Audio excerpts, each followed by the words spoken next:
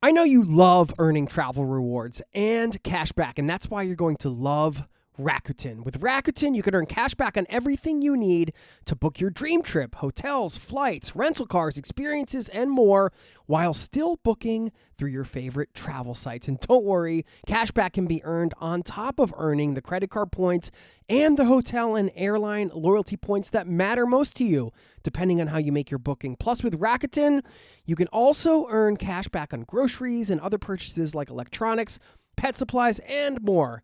And the best part, you can join today for free and start earning cash back on top of your travel rewards. Go to Rakuten.com or get the app. That's Rakuten, Rakuten. Rakuten, the most rewarding way to shop. This episode is brought to you by TaxAct. Don't do your taxes alone. Join TaxAct's National Admin Night. Admin nights are social gatherings for getting through your to-do list. So get ready for a night of fun, finding deductions, and filing taxes with TaxAct, where you can file your federal and state return for just $49 through April 8. Let's get together and get them over with. Visit taxact.com/admin-night for details. This episode is brought to you by Fandango. People say fans are too distracted these days, but the truth is, when a great movie hits the screen, you show up, you stay glued, invested, part of the story. And without fans like you, there'd be no cinema magic, no shared moments. So head to Fandango.com to get tickets, stream, or rent or buy top movies and series. Fandango loves fans. People in hospitality are always more innovative and faster than people in real estate. They are always like new opportunities. That was Peter Fabor, today's guest. I chose Peter for this episode because he really has been at the forefront of this modern age of hospitality, remote work, being more intentional about your work-life balance, utilizing your physical location to be more productive and happier, and of course, the whole alternative hospitality space, all of the options which have become much more mainstream over the years. Peter founded his company Surf Office back in 2014. Surf Office organizes productive, authentic, and effortless company retreats. Their mission is to empower companies to bring culture, innovation, happiness, and productivity to their work and lives. You can learn more at surfoffice.com.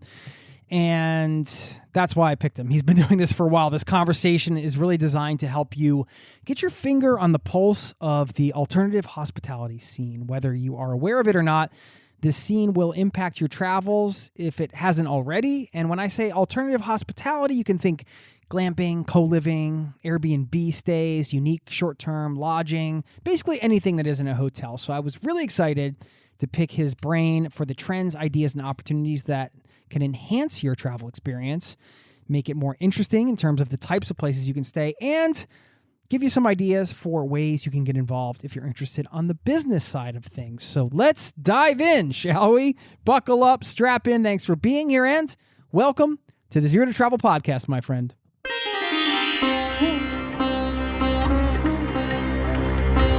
You're listening to the Zero to Travel podcast, where we explore exciting travel-based work, lifestyle, and business opportunities, helping you to achieve your wildest travel dreams. And now your host, world wanderer and travel junkie, Jason Moore. Hey, it's Jason here with ZeroToTravel.com. Welcome to the show, my friend. Thanks for hanging out, letting me bring a little travel into your ears today. This is the show to help you travel the world on your terms, to fill your life with as much travel as you desire, no matter what your situation or experience.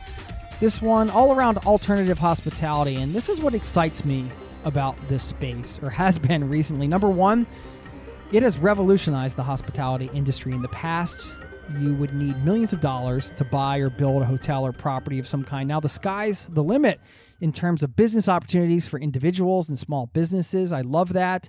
And of course, when we can make travel financially sustainable, we can add more travel into our lives. So it's always good to explore these topics. And this one in particular, because it ties in with tourism and the travel industry, which is exciting. And number two, it just provides a plethora of interesting overnighting options for travelers, both slow and fast. So if you want to learn more about Peter's work, he really is at the center of this. He seems to be keeping track of all of the sort of things happening and has a great way of summarizing the examples of types of businesses he sees around the world doing this. You can check him out over at peterfabor.com. Let's get into it. I'll share my biggest takeaway on the back end of this interview, as well as a couple quotes to wrap it all up. Don't forget, zerototravel.com/newsletter. Free newsletter goes out every week, and sign up over there for that. Thanks for listening. Now here's my conversation with Peter. I'll see you on the other side.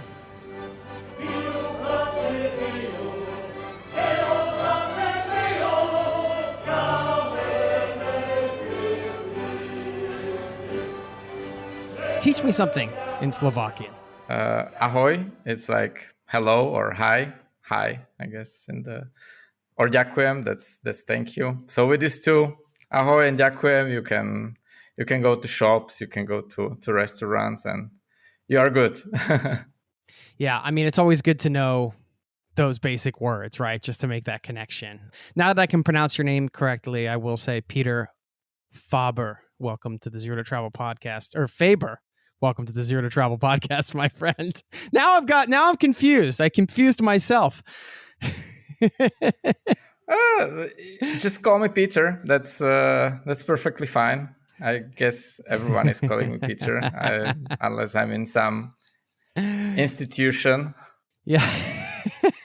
Well, I mean, you have a variety of projects going on, which we're going to get into today, and Surf Office being one of the big ones. I kind of want to start with just hearing about, you're a guy that seems to have been prioritizing the lifestyle that you're living over the years, and it's part of, what Surf Office is all about. I'd say some of the spirit behind it.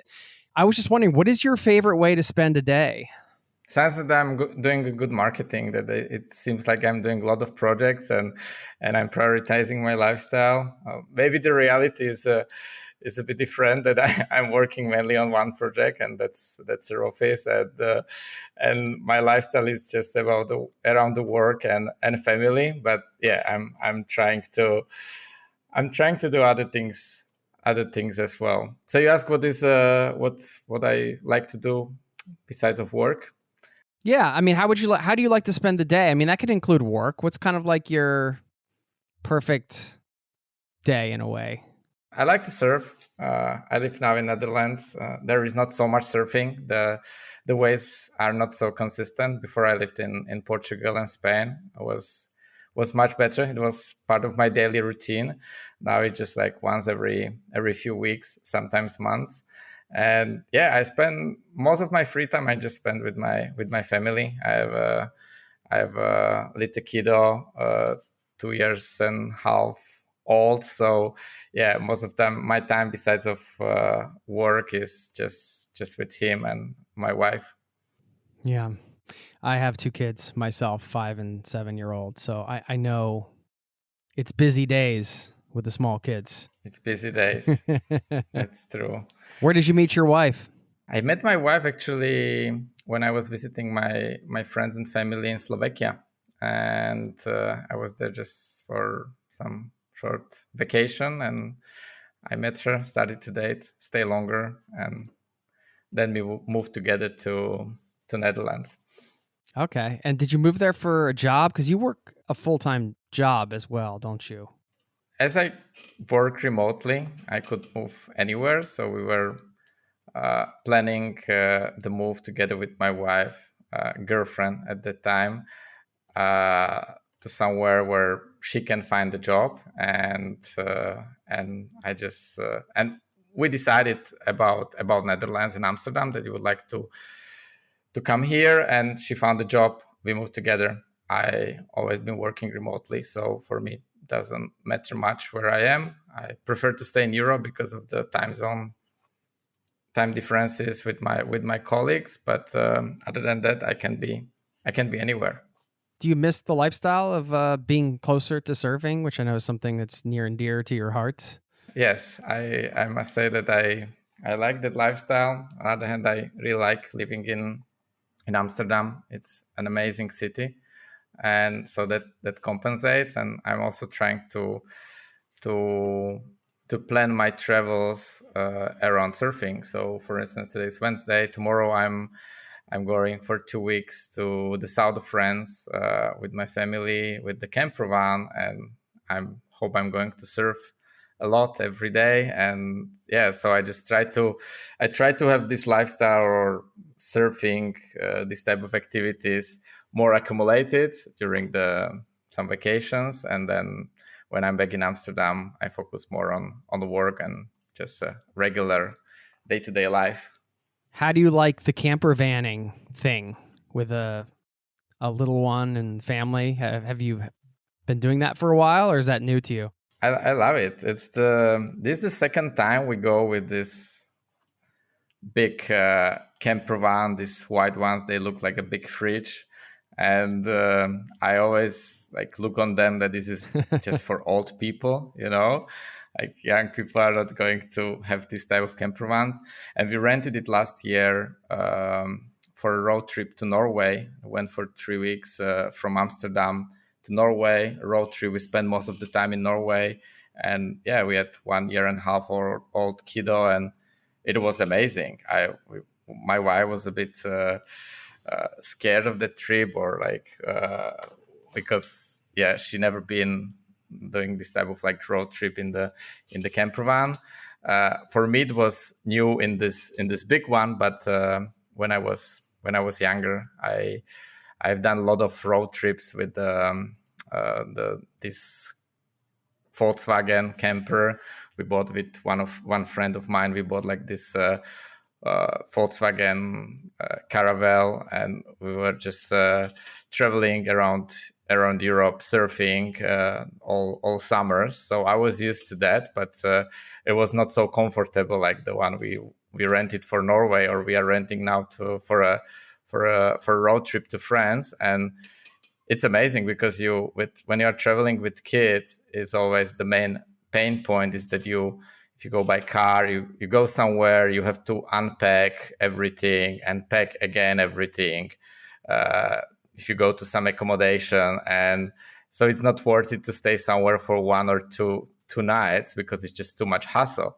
While with camper van, you can stay for 1 night and move 50 kilometers to another spot and stay for another night. If you like it, you stay for 2 nights, and yeah, the evenings with kid are also like easy. He plays outside, and then okay, now it's time to sleep, and the home is right there, right? You just open the door and he can go to sleep. So I really recommend it for anyone with kids and family, and especially if you are adventurous and you want to visit more places, because you can do this camper van trip, road trip, also like staying at one spot. What lot of people do, they go somewhere, they stay in the campsite for a week or 2, and they don't move, and then they travel back home. We like to move from one place to another, and this was possible before the kid with car, and now it's possible with the camper van. So I'm adjusting and enjoying it. Yeah, cool. I live in Norway, actually, so it's cool to hear that you guys came up here. And I want to rent a camper van because we don't have one, but I do want to. I want to do the whole thing with the kids and like exactly what you described. So I always think like renting's a good way to go. Try it out, see how it is. How do you explore Norway when you are you live in Oslo, right? Like you go by car somewhere and stay in the cabin, or I heard that train is amazing from Oslo to Bergen. Someone told me that's amazing. Yes, it's one of the iconic European train rides, I guess you would say. So I've been fortunate to do that. We didn't have a car till last year, actually. But now that we have a car, yeah, it's more like road trips and things like that.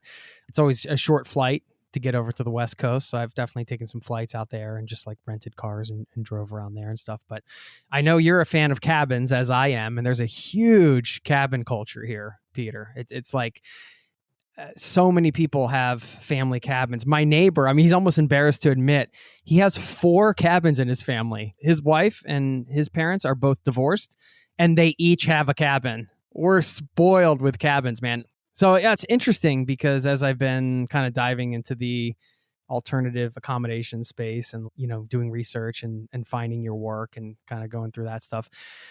It's one of those things that, we can get into later, but yeah, just for this market specifically, do so many people have cabins that they don't need? That kind of eliminates the market here. That means you're more catering to like tourists and people visiting, which is totally cool. Because what gets me excited about alternative accommodations is having the opportunity to give travelers a really cool experience that you value as a traveler. I that gets me excited. Interesting question. Like how, what do you say that if, how people use these cabins, like those that own it, because like that I had that feeling when I visited Norway that a lot of these cabins they were just empty, right? Like people use them, they own the cabin. Like your friend has like access to 4 cabins, he cannot use them at the same time, right? So I had a feeling that in Norway there are a lot of cabins that are just like sitting empty for I don't know 90% of the year, and that's interesting opportunity that to somehow monetize them or to give access to other people to use them. Yeah, that's exactly right. That was actually a startup pitch deck I made a few years ago, that exact idea. I think we're kind of like-minded in the way that just from my research on you and kind of getting to know you through your work online, you want people to have good experiences. Certain things exist. You don't want to chew up a lot of resources for no reason. I love that about the sharing economy. I think the whole sharing economy comes out of necessity in many ways at this point, right? With climate change and everything, you have to start looking at things this way. Like, what do we have now? Do we need to produce more stuff in this industry or this sector? How can we utilize the stuff that already exists? It's always like this fine line between that and, driving the economy and that sort of thing. It's at least in the world we live in today. I see that the strong influence, like if you look, what is the landscape of the country and how inhabited is the country. That in Norway, it's a huge land, and I think there are 5 million people who live in Norway. So if everyone has 1 cabin or 2 cabins, it doesn't impact much the landscape, or because it's so huge. But if you go to Netherlands, it's such a saturated land with the houses and urban development that it's not possible that everyone would have own cabin or one own vacation house, because people need to share. And US is also a good example. Like the land is huge. If you go to places like Montana or Oregon, everyone can have a cabin. But if you go somewhere more into west, to California, or like to places in close to New York, like it's not possible that everyone would have a cabin north of New York in Catskills. It's a dream of many people who live in New York, but it's just impossible because the land is too small. So people need to share. So this sharing economy, I see definitely a correlation between how accessible is the land and how much people are willing to pay, and then like if there are constraints with land ownership, then the sharing economy is the answer. Why do you do what you do? Why are you so interested in bringing people together like you guys do through Surf Office? And we're going to link to all this stuff in the show notes. What is sort of your why? In general, I'm interested in travel and hospitality, and I'm always try to create solutions, products where how to make people like enjoy unique experiences. And I always been against this traditional mass travel tourism, to go to Paris and see Eiffel Tower, and I never been attracted to that. And so I always look like what are some alternative ways to enjoy the new places and new countries.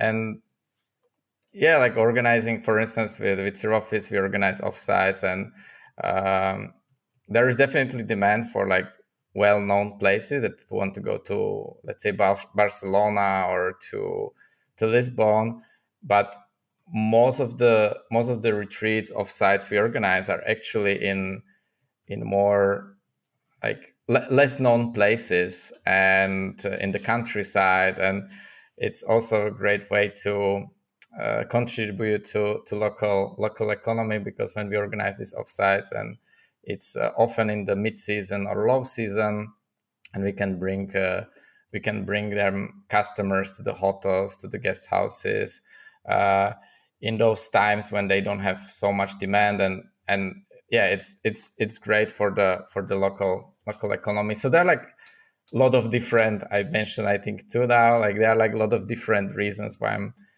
enjoying what I'm doing. And it also, tourism and hospitality attracts very interesting people. Like look on you are also interested in cabins, and there is always like instant, when someone is doing a project in hospitality, there is always like instant connection, like hey, so and people, even people do just one thing, they have interest in many other things. So I meet someone who is uh, working in the hotel, but that person is also interested in co-living and cabins and co-working, and you always have a lot of topics to talk about, and I'm just passionate about it. So for me, like to have own blog and newsletter and sharing it on social media, it's a great way to connect with these interesting people and then chat with them like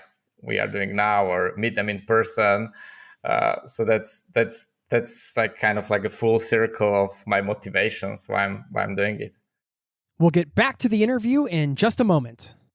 I know you love earning travel rewards and cash back, and that's why you're going to love Rakuten. With Rakuten, you can earn cash back on everything you need to book your dream trip: hotels, flights, rental cars, experiences, and more, while still booking through your favorite travel sites. And don't worry, cash back can be earned on top of earning the credit card points and the hotel and airline loyalty points that matter most to you, depending on how you make your booking. Plus, with Rakuten, you can also earn cash back on groceries and other purchases like electronics, pet supplies, and more. And the best part, you can join today for free and start earning cash back on top of your travel rewards. Go to Rakuten.com or get the app. That's Rakuten, Rakuten. Rakuten, the most rewarding way to shop. Protein is now at Starbucks, and it's never tasted so good. You can add protein cold foam to your favorite drink or try one of our new protein lattes or matcha. Try it today at Starbucks.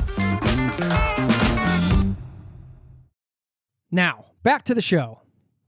I always tell people, like, if they're struggling with, what to do next, it's what you just brought up is so perfect, because there is an element of just personal satisfaction. And if you get involved in an industry where you're just around people that you find interesting and that are cool and you're always kind of connecting with really easily, I think that's always a great first step. Even if you're starting a business you want to get into, you have all these options. It's like, well, what industry you want to be in? It's like, well, what types of like conferences would you like to go to where you'd be excited to be around those people?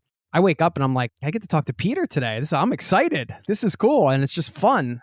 It's just something to think about, I guess, if you're listening and you're like somebody who's considering industries to go into or whatever. I do think I agree with you. That's a consideration. Who do you want to be around? What types of things you want to be around? What type of energy do you want to be around, I guess? There is risk about it. That a friend of mine once told me that the worst businesses are those that everyone wants to do.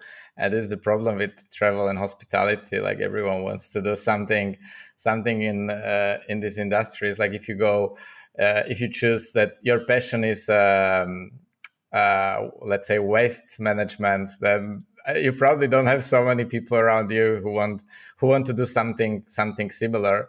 And with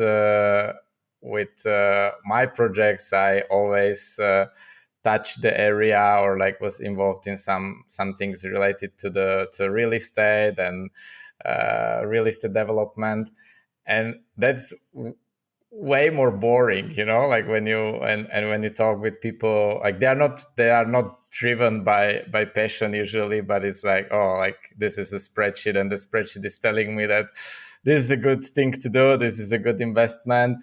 And it's not so exciting like being surrounded by people working in hospitality.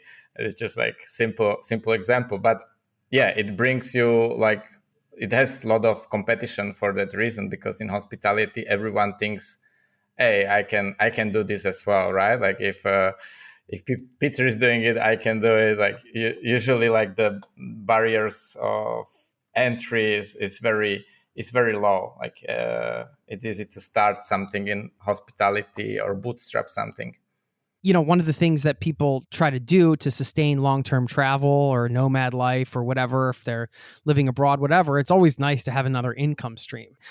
And when you get on Airbnb and some of these places, you can see that how people have leverage. I mean, I used to be an Airbnb host. Like, it is a great way to create your own sort of mini business, and you have more tools than ever to do that. Do you call this alternative hospitality? Yeah, let's just define what we're talking about. I mean, in my head, we're talking about like, cabins, or, of course it could be just renting out your house or whatever, but I'm talking about more of the co-living, kind of like the alternative stuff. What's the word you use for this space? How do you kind of define it? What does that include for you? As I said, hospitality is very much connected with real estate, and hospitality can be more innovative industry than real estate. So if you, I remember talking to real estate people 10 years ago about co-living when I was doing one of my co-living projects, and they didn't get it. They were like, oh, that's interesting. They definitely saw it interesting, but they didn't see like who is the target audience. They didn't see that the target audience is it can be large, because like they didn't know any people like that. They didn't read about it in the newspapers. So everything what real estate people don't do now, it's called alternative. We can call it alternative hospitality. So real estate people like who invest significant amount of money, or like big real estate funds, they are usually not interested in cabins. They are not interested in this. But for instance, co-working became more interesting for them because of WeWork. WeWork promoted it, that it can be a great business. So a lot of people in the real estate who operated offices, they thought like, oh, maybe we can do this more, like to add this hospitality formula into the office space, and we can call it flex space or co-working or whatever, and it's more appealing to masses. And the same happened with co-living. That co-living used to be very alternative, and now you have traditional real estate developers building properties just for this use case. So I'm not sure if to call it alternative, but yeah, it can be still in that category. And as there are people in hospitality are always more innovative and faster than people in real estate, there are always like new opportunities. Like for instance, this is like super niche that when you go for a road trip in Europe, you can find these alternative places that are not campsites and they are not parkings. They're like something in between that in German is called, I think it's coming from there, Stellplatz. I guess I didn't pronounce it correctly, but it's like a parking with some amenities like bathroom, and like you can pump the fresh water to your camper van. Maybe there is a little restaurant. You have like a place for having a barbecue, and you have to pay some fee. And it's super interesting because you're like the number of people having camper vans is growing really fast, and the campsites, people don't want to go to these traditional campsites where like 300 other camper vans. and they want to stay maybe in this type of parkings in the nature, and pay some fee for that. They are fine with that. That it's not for free. And this is like kind of alternative hospitality solution that it's absolutely invisible for real estate people, because it seems like it's like it doesn't seem like a good business, or doesn't seem to be large market. But if you put all these small opportunities together, they are actually interesting businesses where you don't have so much competition. That's why it's so appealing for people like us. Well, what would you say are the biggest opportunities that you see in this space going forward? You could also start with like what's getting a bit saturated. Doesn't mean that you can't still start something in that, but yeah, as far as opportunities, what are you looking at? I can tell you dozens of opportunities now, but I think opportunity is where you find your like own niche, some intersection of okay, this is a good opportunity. Like for instance, let's apply it on you. Like you would like to build something around cabins in Norway, but you are very active in like remote work, and you have amazing audience and network around this topic. You have this fantastic podcast, and you can create like a very specific concept of cabins catering this type of people in Norway. And there are probably not many people with the same profile and the same interest as you. And that's what I call opportunity, because just to build cabins, like, okay, that's like an obvious opportunity. But if you can add some kind of twist, that's a big opportunity. And always I see like the opportunities are usually not so obvious. For instance, with Zero Office, we organize these offsites, and it's a nice business we were able to grow in the last years. And it was not obvious when we started it. It started that the way that we operated the co-living space, and we didn't have any information about offsites and retreats on our website, but there were companies contacting us. Hey, we have a team from Google or from Shopify. Even these large tech companies were contacting us that they would like to organize offsite in our co-living. And first one was like, oh, that's interesting. Second one, that's interesting. Maybe we can create a landing page and explain more like how we can host these offsites in our co-living. And then the last stage was when I started this business with offsites, we hosted around like 30 or 40 of these team retreats in our co-living. So I had like very clear understanding what these companies want, like how to structure it, and we could make a pivot from co-living into this. But it was not obvious at that time. And if I tell you now, like, oh, company offsites is an interesting market, I can tell you 5 or 10 different angles how to approach it. Like to doing something similar as Zero Office right now, I don't think it's a smart idea for someone to start from scratch, because it would just take you a lot of time and to figure out things. But there are like interesting angles. I can give one example that related to cabins, that I definitely see demand from our clients or the companies we work with, that they want something more alternative. They don't want to stay in the hotel. They want to stay in some kind of glamping side in the cabins. But there are many of them, but not many of them, or very few of them, have some kind of meeting space or even space with a good internet. It's not difficult to build. It just doesn't exist. You go to any glamping site, they don't have it. And for instance, in the US, it's very popular for company offsites, AutoCamp. They have this iconic airstreams. They don't use cabins, but the concept is quite similar. So you sleep in the airstream that is designed for as a bedroom or cabin, and then they have a large space. They call it clubhouse, where you can just hang out with people. You can have a meeting. There is some kitchen type of area. There can be food catered there, and you have good internet. So people sleep in these airstreams, and then they meet in the clubhouse. So it's a great infrastructure for company of size.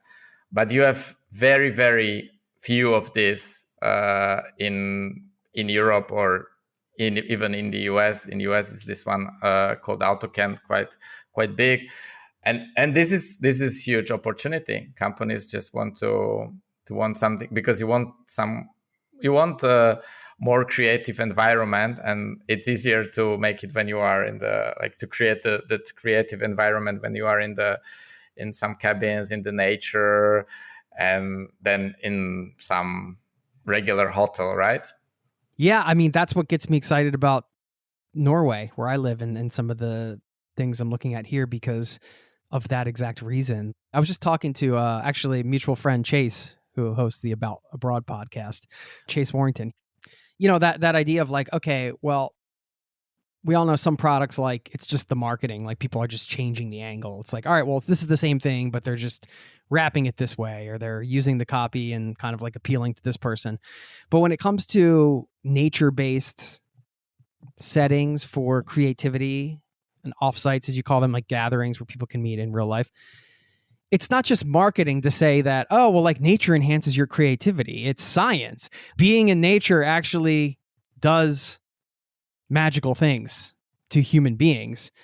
And we've slowly sort of isolated ourselves from nature. Now, I'm fortunate to live in a place where there's a lot of nature around, but not everybody is. And that's a real thing. So like, to me, that's one of the exciting things, is like fostering that connection for people, giving people the opportunity to come into a nature setting and have these breakthroughs and, these types of moments that kind of you carry with you. Just going back to like the beginning, what you said, I liked how you defined opportunity as far as taking your own unique skill set and just like applying it in a unique way, because that is the art behind it, I guess, right? That's where you get to like be creative and, be a good curator in terms of experiences and what you're putting together. I know that's really interesting. That was like really cool way to define opportunity. Travel is obviously a good way to explore opportunities that if you go a bit outside of your box. That, for instance, I've seen a lot of digital nomads. They live in their digital nomad bubble, and they obviously all their ideas are around this how to create some project that caters digital nomads, and that's quite challenging. But if you go a bit outside of the box, of your own box, then when I did this road trip in Norway last year, I've seen many of these saunas in, like, they look like super well designed cute cabins on the lake or in the mountains, and there was no person somehow like operating it. It was like all autonomous, and I was like, what is this? And I went to Google Maps. I saw the cabin. There was a link to book the cabin, and everything is automated. You just book it. You pay online. They give you a code. You come. You put there your code. You use the sauna. You leave. And yeah, I haven't seen this in other places in Europe. And it's like this winter, I saw one opening now here in Amsterdam, and it was amazing experience. So like when you are traveling, like there are a lot of ideas that you can copy to different location, because nobody is doing it there yet. Of course, if there is a market, if you bring sauna to south of Spain, nobody's going to use it because it's just too hot there. But if you copy the same concept in Germany or in Oregon, it's probably going to work. Listen, man, if you come through Oslo again, I got it because I had a buddy come through town and we did the sauna here in the fjord just a few weeks ago, and it's an awesome experience. It really is. I live here and I see these things all the time, but just like the aesthetics, like you said, of the saunas, the design that goes into each one it's like a work of art. And then getting to get so hot and then jump into a cold fjord, it's a treat. Some of these concepts you've shared, this is a big question I had. I actually have been thinking about this a lot and kind of going through this exercise with some of my other projects because like you, I have multiple projects that I'm kind of building, working through, ideating on, and it's a challenge. And I want to talk about balance and things like that. But one of the exercises I did last week was I took like 5 or 6 project ideas I had, and I just wrote out, I was like, what is the MVP of this project look like? What does the minimum viable product look like? And can I set up the parameters in a way where I can just knock these out? Like I can go to this project, do this. Here's what success means. Here's how I define success. If that doesn't work, move on to the next one and keep doing that until you find something that takes off, right? But, in the alternative hospitality space, I got stuck because how do you create an MVP when you need a unique cabin and land to put it on? And in terms of, some of the ideas you're sharing, and I love the idea of kind of taking concepts from other countries and bringing them to your own. But how do you test these things in a way that's you're not putting hundreds of thousands of dollars in, and even if you don't have that, that's the other thing. Like some of these things involving land and stuff take a lot of money, of course. So yeah, what are your thoughts? Great way how to do it, how to approach it is to study successful concepts, like how they started. I always love to dig into good example is AutoCam. We talked about it, that they have these airstreams in maybe now 20 locations across the US. And I met one of the founders a long time ago, like 6 years ago in San Francisco, and we're just talking about how they're doing. And I was interested like how they started. And he said that, so what was the MVP for AutoCam? What is now, they raised in total more than $100 million, and it's a huge business. How did they start? Like now it seems like impossible to replicate, but everyone has to start some way. And I think they had 3 or 4 airstreams in Santa Barbara, if I'm not mistaken, in California, and in some like backyard that they rented from one of the investors or partners. So they made some initial investment, and they tested this concept. They didn't have properly developed brands, so they just rented it on Airbnb, and they were testing the feedback from people on Airbnb. And then it was like, okay, this is going to be hit because it was not clear if people are going to like staying in airstreams, right? Because it was quite a new thing.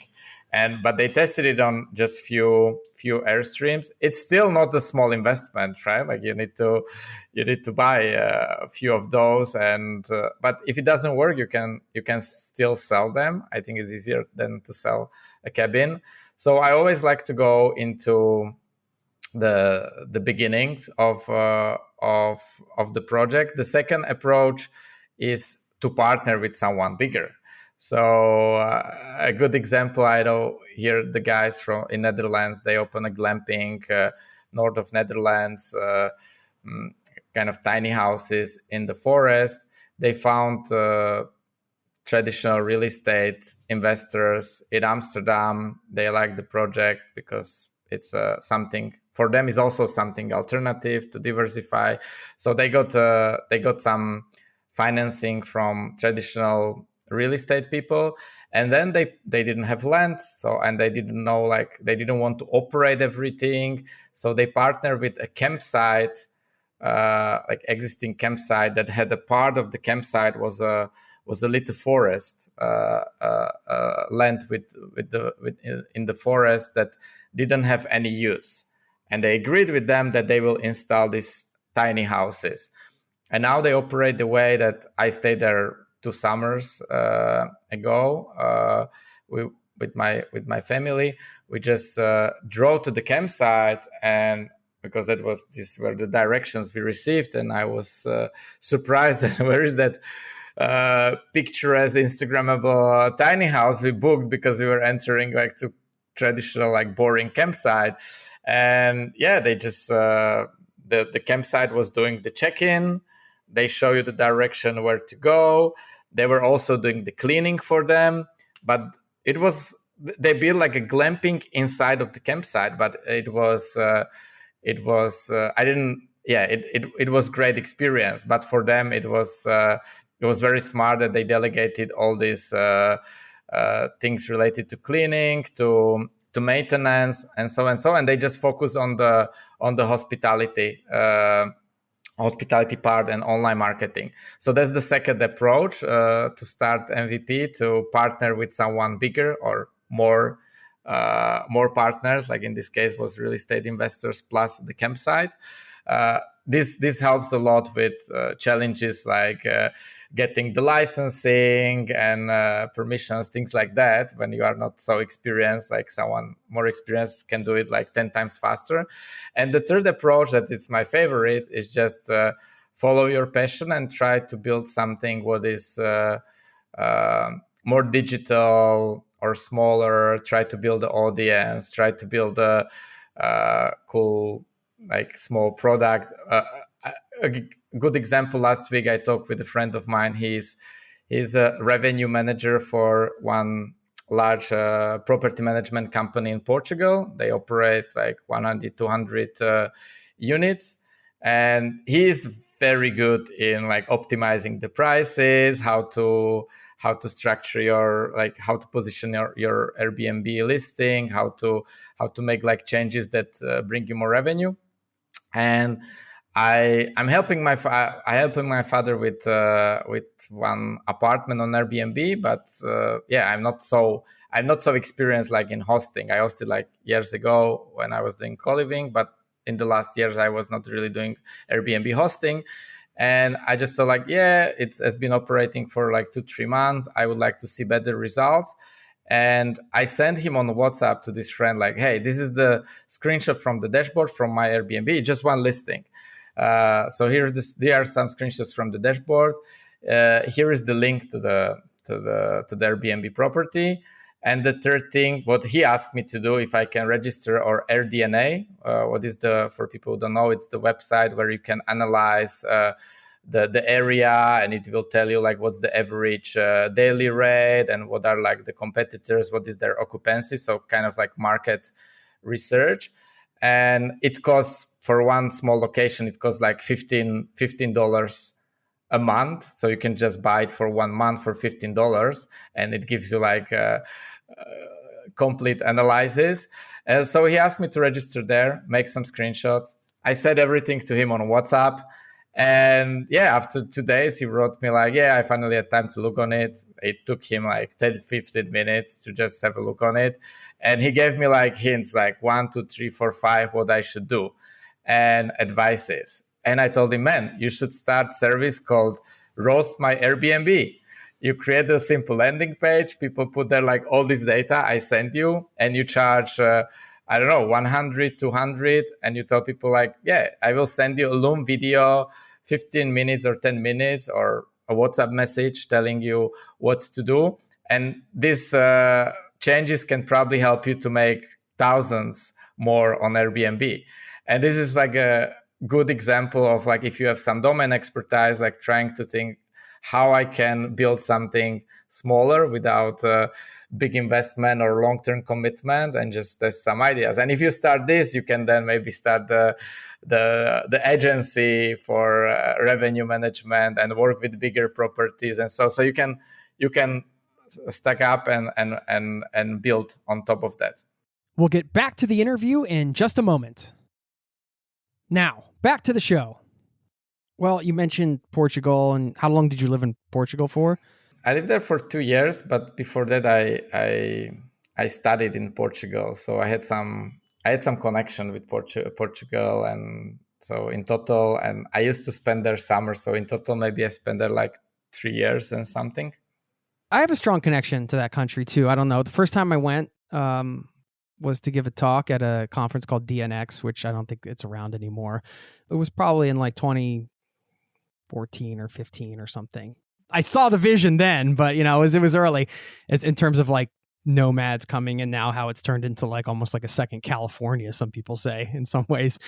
But I just felt a really strong connection to the place. And then I went back with my wife. We found out she was pregnant like right before we left on this trip, and we just did a short trip to an area I think you've spent some time. We were in Balial, which is right outside of Lisbon. There's like I can't remember the other name of the town nearby. There's like a bigger town nearby. I think you know that area. Peniche. Yeah, Peniche. Yeah, for the surfing. I went to do just to try to get some surfing in, because I'm a very crappy surfer, but I like to try, and it's fun to wipe out and get splashed around and all that good stuff. I love it, and I love the people, the culture. It's just a good vibe there.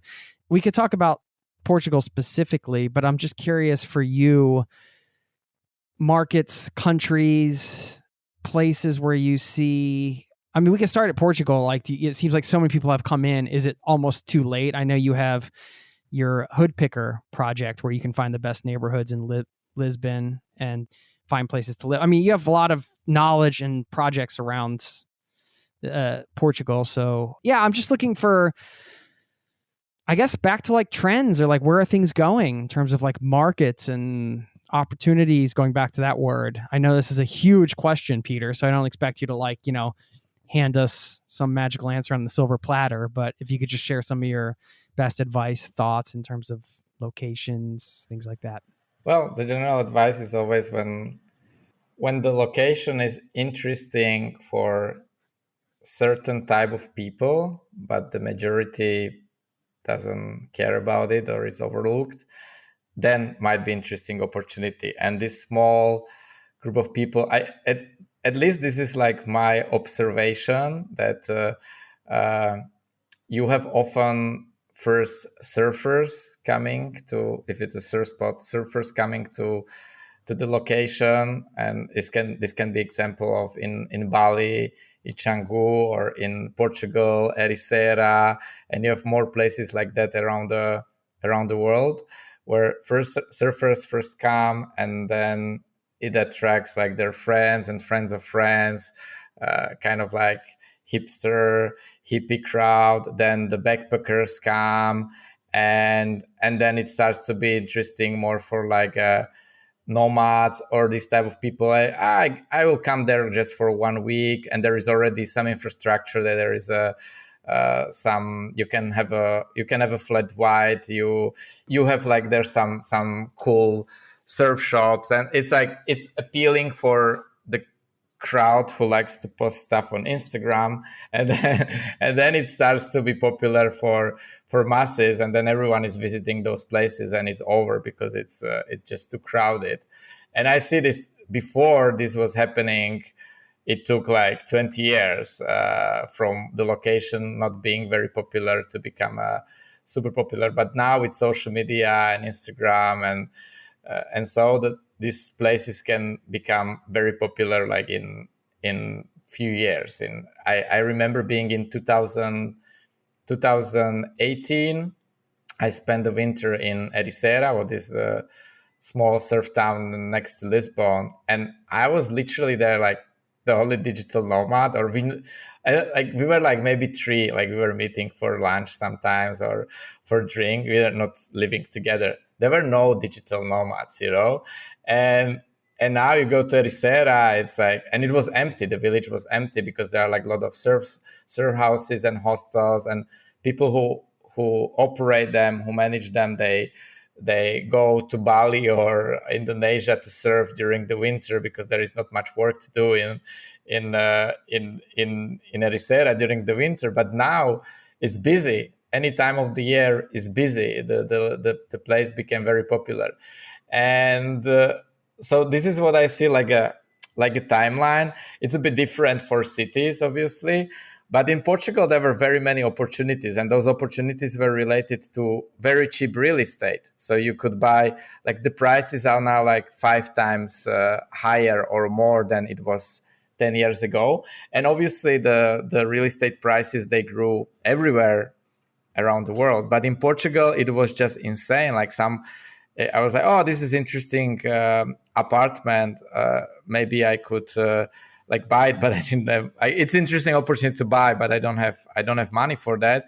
And that apartment was like in 2 years, it was double of the price. Like that was the market. So it attracted a lot of people who invested, who started to do their different things, because you open a hostel, you open a guest house, you open an Airbnb, you make money with that. It was not very well regulated, so that's the second thing. Like there was no regulation. You just get the license. Portugal is called alojamento local, and you can operate whatever. Like hostel can be under the same license as Airbnb.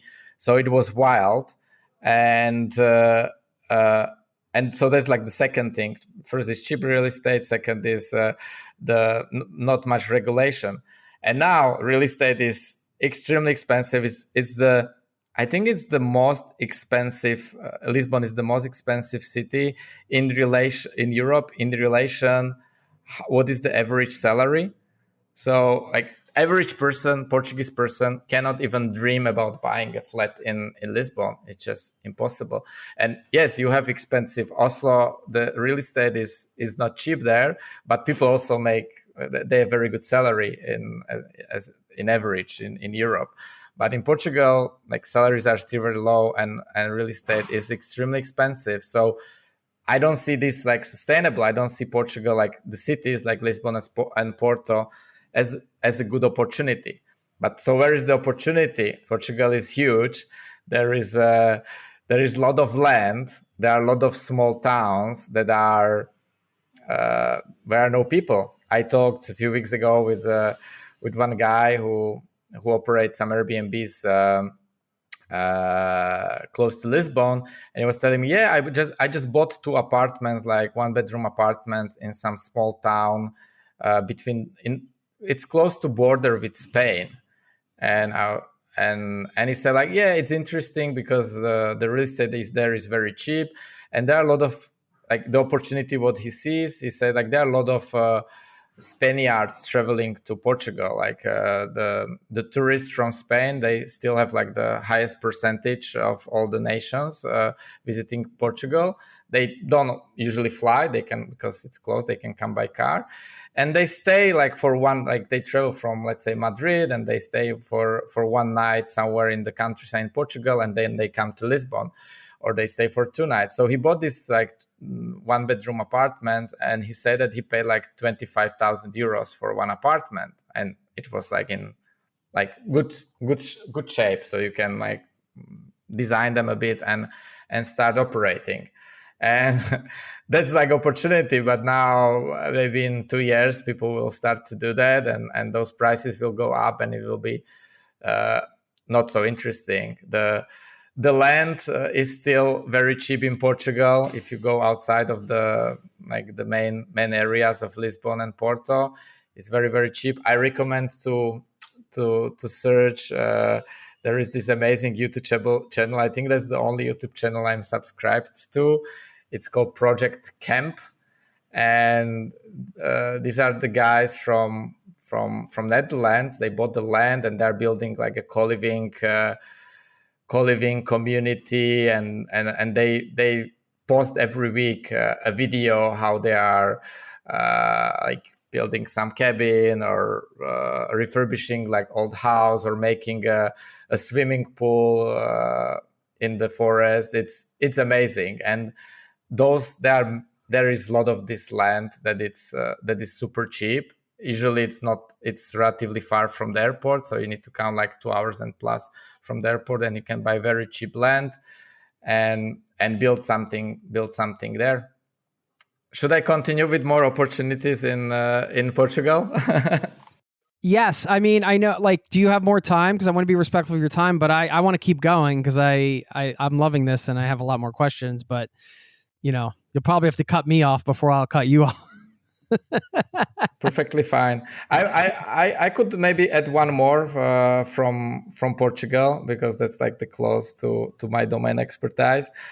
So when I lived there, I started the Facebook group Lisbon Digital Nomads. There were like 100 people or so in that group when I started it, and it was very small community. And now it's, I think, 50,000 people. So over the years, I'm not moderating the group. I found amazing friend who is moderating the group to keep like the good quality. But it over the years it gave me a lot of insights, like about the digital nomads and remote workers and expats.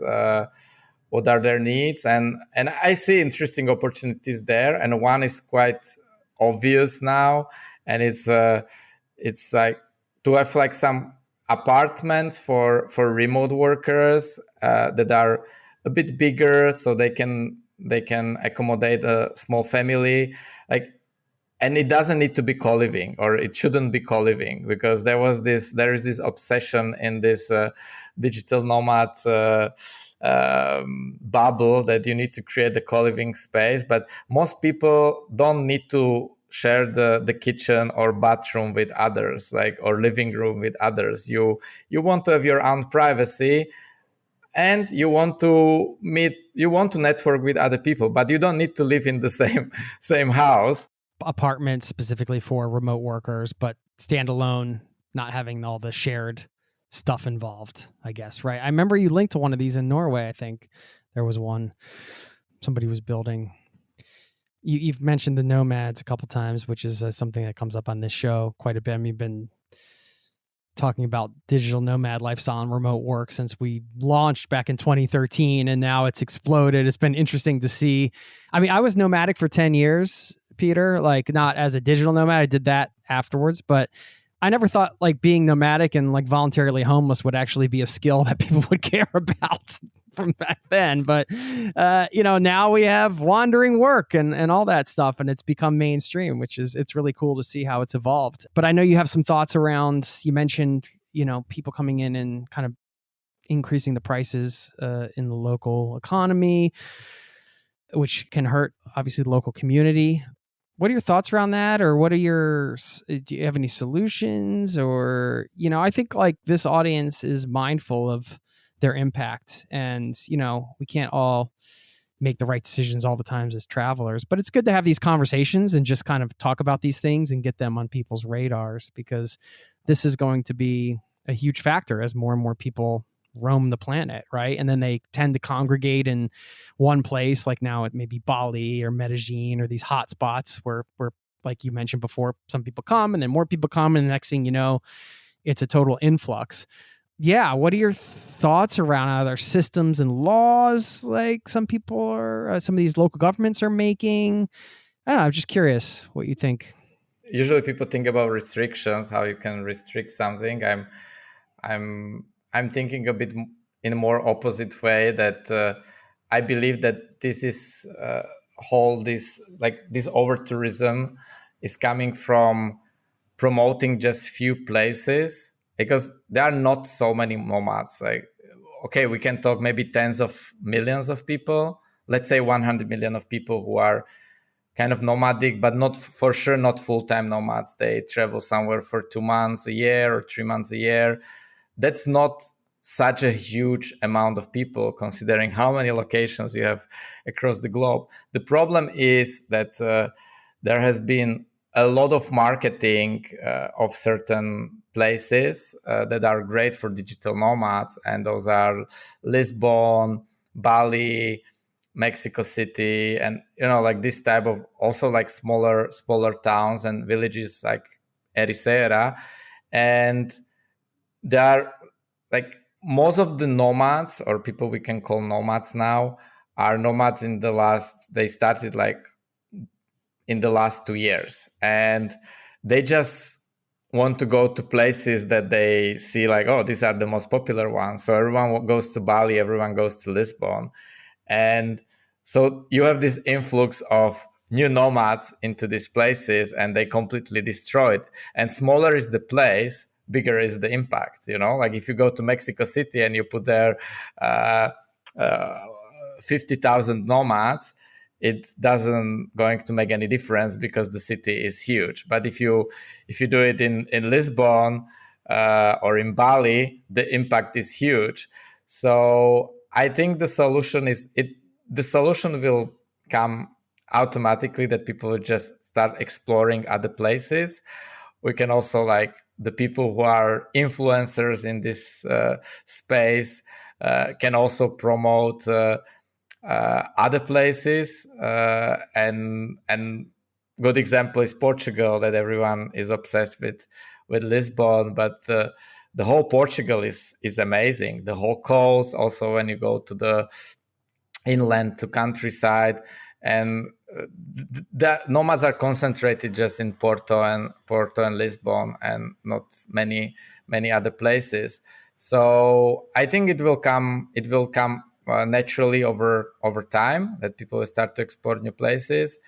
And like the Spain as well, like people go to Canaries. That's obvious because of during the winter there is just better weather. But you have whole south of Spain that it's very nice during the winter, whole Andalusia and you don't meet many nomads there. So it just needs a bit more marketing. The places that want to attract nomads, the municipalities, the towns, the town halls, they can do more marketing. Like, for instance, Madeira did brutal marketing to attract digital nomads, and as the best place for digital nomads in Europe, or nomad village. I don't think it's definitely, I wouldn't say in top 20 places in Europe that it's like best for digital nomads, Madeira. But it just had hype, so people go there. Madeira is amazing to visit, to go there for hikes, to spend there some time. But to stay there like longer, I think there are much better places. And but they just did better marketing. So the other places should promote themselves as well. And it's great for, like, there is strong incentive, especially for locations where is very seasonal tourism. In Bulgaria, there is this now quite nomadic. There are a lot of nomad village, Bansko. I never been there, but there was a lot of I was reading a lot about it. That it's like a very popular destination for skiing and for Bulgarians. It's in Bulgaria, so people go there during the winter to ski. But the rest of the year, Bulgarians don't care much about it. Some people go for hiking, but it's not so popular from my understanding. So all these apartments and hotels, restaurants are empty. And so the guy who all started that created like the whole branding about Bansko that come here. There is very interesting twist that they are not in Schengen. So if you are American traveling to Europe, you have only 3 months. You can stay in one country that is in that is in Schengen. So you can stay in Portugal for 3 months. But if you go after 3 months, if you want to go to Spain, you have to leave you have to leave Schengen. So you can go to Bulgaria for 3 months to that village. You know that there are some other nomads, and then you can come back to Spain after a while. So it's a interesting ingredients, interesting twist. And it's helping a lot the local economy, because those apartments, those hotels would be empty during the mid-season and low season. That can be during the summer with amazing weather. And there are hundreds or thousands of such places in Europe or around the world. They need to be explored, and they need to find someone who is passionate about them and promote them, like you are trying to do with Oslo and Norway. Yeah, it's interesting. I was in Bansko skiing at the end of the ski season this year, and it was interesting to visit one of those places that I'd heard about and was on the nomad radar. It was a nice little town. I mean, had some good meals. It was less crowded in the sense that it was the end of the ski season. Met some cool people. I'm a citizen of Norway now. I don't have to do the Schengen thing, so I don't have to worry about that. But I get that that's location-wise might be a good place to escape to. And now, because there's people there, as you mentioned, building sort of infrastructure, and I wouldn't say building infrastructure, I would say building community, right? The infrastructure for community to bring people together, or at least creating the space for people to come together. And I think that's what this comes down to. A lot of this is like, well, in this world, right? Like nomads, you see your Facebook group blew up to 50,000 people, like people that are, solopreneurs, or maybe they're traveling as a couple, whatever. They want to be connected with other people who are working and traveling because it's just nice to have that connection. And yeah, I mean, coming back to Norway, that's another challenge because this is a totally different, this isn't the place where people come to save money. Bulgaria is cheap. Like if you're the nomad that's on a budget and you're bootstrapping your business and you want to live off $1,000 a month, Norway is not going to be the place that you come to. This is more for, well, it's a whole different conversation. It was funny because when I was doing the digital nomad thing, I was coming back and forth to Norway because I was dating my wife, who was my girlfriend at the time, I guess. I was like, I'm doing this all wrong. Like, I'm supposed to be going to all the cheap places in the world and saving money. Instead, I'm in the place where it costs $9 for a latte. What are you going to do? I wanted to get your advice around getting investors involved, putting something like that together. I'm not sure if you've done any of that with your projects, like assessing partnerships, raising money, and kind of getting other people involved and making it a win-win for everybody. Do you have any experience navigating those types of projects? And if so, would love to hear your best advice around that. Yeah, I'm probably not the best person to advise on this. I've tried in earlier stage with Suroffice. I saw the problem there, that what we discussed at the beginning of this podcast, that hospitality is so attractive, appealing for majority of people, so everyone wants to do it. Like, even those investors are like, there are a lot of people who say that are investors, but they are actually they are exploring opportunities, and they maybe are not so creative in creating concepts, and you come to them and they are like, oh, I can do it by myself. And because I would say, like, there are two types of investors. One type is more like professional VC, and the hospitality projects are not appealing to them at all, unless you are building a marketplace or some fintech SaaS product. Even in that segment is not so attractive than other industries, because in hospitality you don't have like investors that are looking for big exit. So if like professional VC is going to invest into your project, they want 1 billion return ideally. What is happening, they know that it's like they place a lot of small bets, and it can happen with one of their 30 investments, but with each investment they have this hope, and it can be also like very negative for your project. Like, for instance, in US you have this like projects like in glamping, like Getaway or AutoCamp. They raise a lot of money. They cannot slow down. You need to grow, even if you don't want, or you want to maybe build other products, and you cannot do that. So I like to have my own freedom. I'm focusing my time on Suroffice, but I love exploring other ideas, and ideally connect them at some point with Suroffice. But I couldn't do it with the VC money, because investors would look on me like, hey, Peter, like, why are you like writing or playing with cabins that focus on Suroffice? And it's, yeah, of course, I should focus on that, and I'm doing that. But so like, if you want to have optionality, you don't want to raise money. And so these professional VCs, they are not going to give you money for hospitality projects unless you can show that it can grow to 1 billion. So you need to search money from like real estate people or angels, not professional investors. And there you have this problem, what I mentioned, that they see like, okay, so you don't have money, and the most important thing here is to have money to do this project, because it's not like in software that you are a super smart CTO who can build some AI product, and they cannot do that. But if you come with the concept, I want to do this co-living, and they already have buildings, and they just don't have that concept. they have all the resources to do it by themselves. Why they would do it with you? And so this is the tricky part when you are trying to raise money.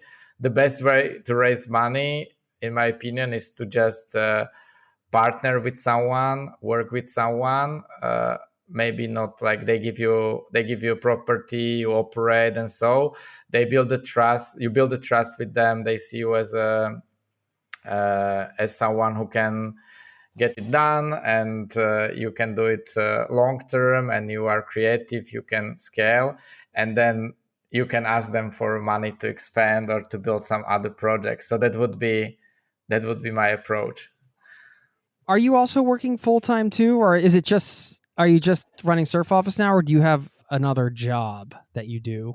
I don't have time for other jobs. I work full-time on Surf Office. That's what I thought, but I know you were involved with some hospitality software company before and things like that.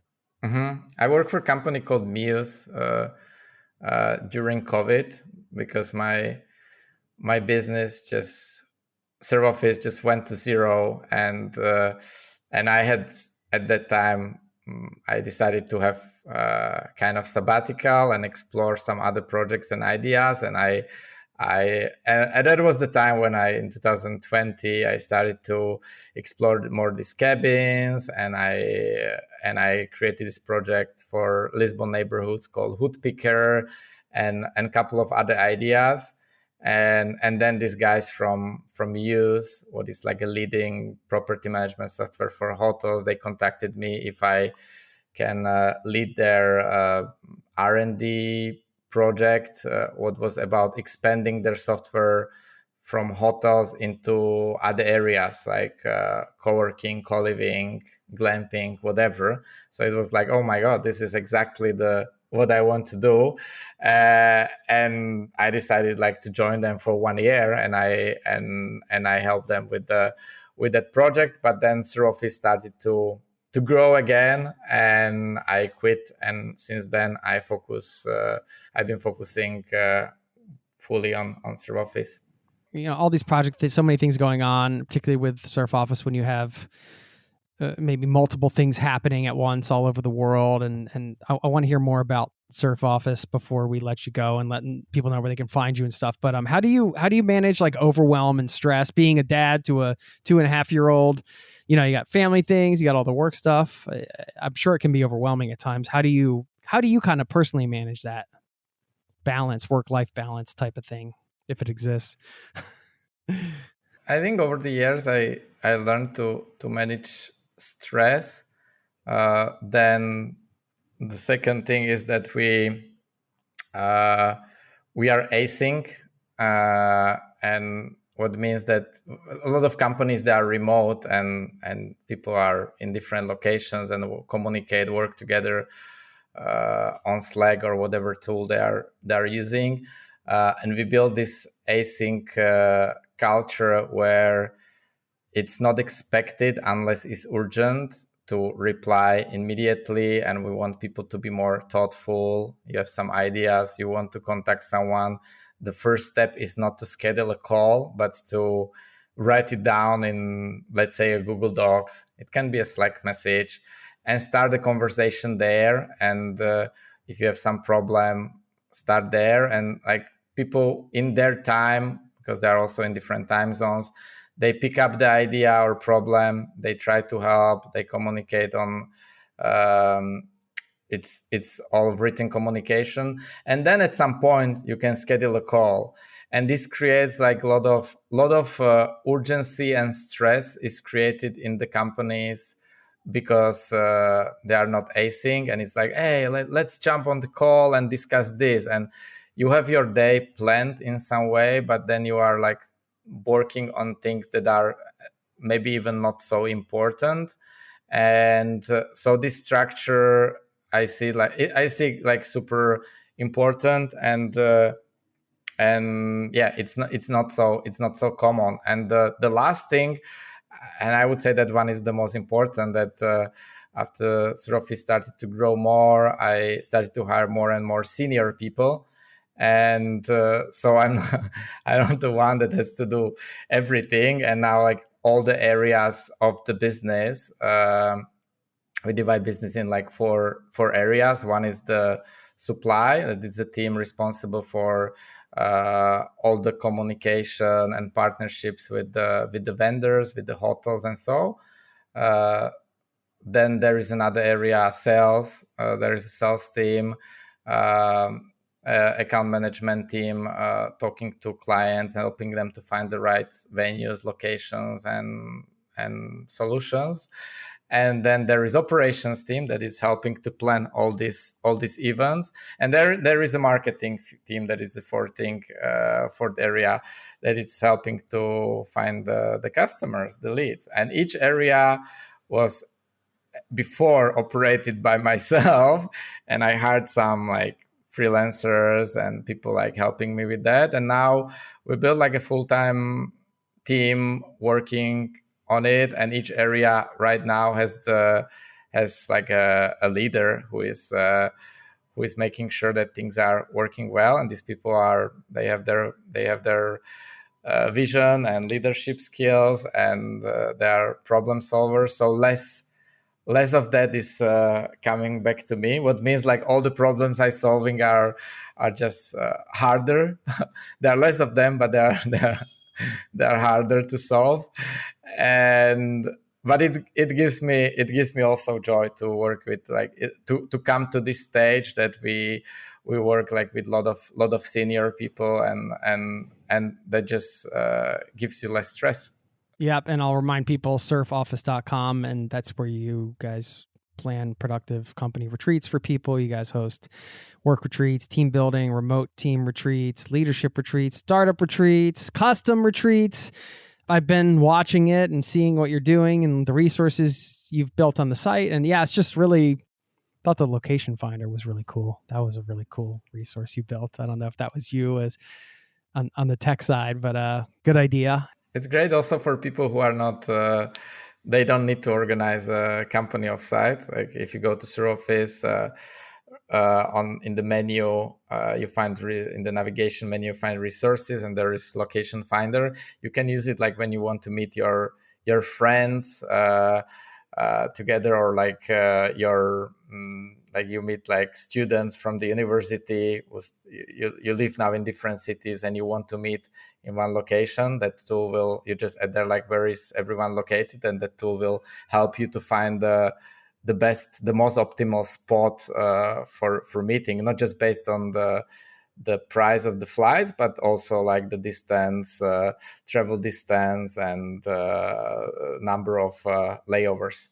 Yeah, you plug in. I did it for fun, and it was cool. You have like how many people are coming from whatever airports, and then it calculates for you. And I was, did you build this? Did you actually do the tech work on this? We acquired the project from two developers. They build it they build it with the use case of like meeting Erasmus students, but in Europe, like it's popular that you go to study for 6 or 12 months to different country, to different university. You meet a lot of people, then you come back home to your university, and they want to meet, like they want to organize like anniversary gathering. So that was these two guys. They made this use case, and nobody used that. Nobody was interested in that tool. And someone told me about it, and I look on it like, oh my God, this is amazing. That this is exactly what we need, but for a company of size. And I talked with the guys, and I told them like, hey, I have a use case for your tool. I'm happy to pay you the something for it, and if you can also help to make some adjustments. So, for instance, in the results, it shows you which location is Suroffice location that we organized there offsite. So, and we made some like little UX changes. And now this is already the second version. So we have been working with those guys already for a while, and they are like helping us to improve the tool. But we didn't build it from scratch. We acquired it. Yeah. Okay. That's interesting. Yeah. I mean, it's another kind of, I hadn't thought about just finding a tool like that and acquiring it and just tweaking it and repurposing it, I guess. Very smart. Well, do you want to share? Because I know you have your personal website that kind of lists all of the various things you have going on, which is how I found some of the other associated projects like Hotel Nuggets and Epic Monday, where I purchased that product that you have, which is really cool. And is that the best place to find all the things? Or my personal website and blog is my name and surname.com, peterfabor.com. And you can find there links to all these projects we discussed here. And also I don't write much on the blog, but I try to write more regularly the newsletter where I share this idea. So if you like this podcast, and especially the part about the ideas and what to do and how to build the MVP, I like to write about it in my newsletter, and it's a great way to connect to people who would like to build something in this space. And I'm interested to maybe help them or invest into it or something like that, because I don't have so many time resources to build new products, but I definitely have other resources. I can help people who are doing something interesting in this alternative hospitality niche. I'm on the newsletter. I'm a fan, and I was really excited to chat with you, and I love the content you're putting out. It's been super helpful, and this podcast was no exception, that's for sure. So, man, truly appreciate your time. Let's stay in touch, and thank you so much. Thank you. It was great chat, and hopefully there was some inspiration for the listeners. Talk soon. Tons of inspiration. Yes. Thank you.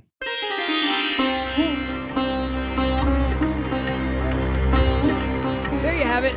Thank you very much to Peter for taking his time to be on the show and share his knowledge. Love that conversation and love this space. I'm really so excited about it. And my number one takeaway here, and I think this translates to other types of businesses, it's a good reminder when we look out at the landscape of opportunities in front of us and you're looking to start something for yourself. I like when Peter said that some of those opportunities, they're not obvious. They are unique to you.